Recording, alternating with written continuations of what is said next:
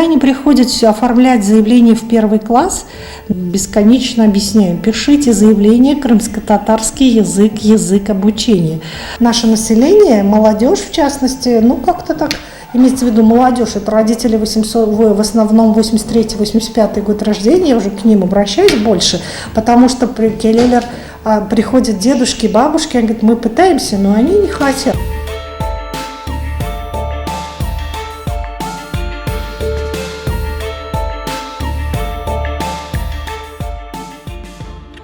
И самая удивительная ремарка: дети, которые не крымско-татарской национальности, если мы промониторим классы с обучением, это приехавшие многие с регионов России, в частности и дагестанцы, и армяне, кого только здесь у нас нет, и русские, они пишут крымско-татарский язык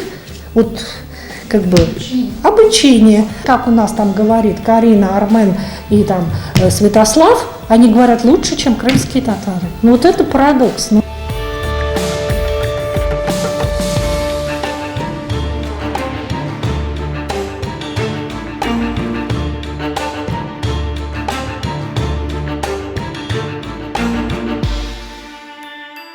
Все инновации, все новые технологии обучения, все обеспечение класса, оно гораздо лучше в классах с билингвальным обучением. И вообще двуязычие – это круто. Ребенок после 4 класса свободно владеет, думает на крымско-татарском языке.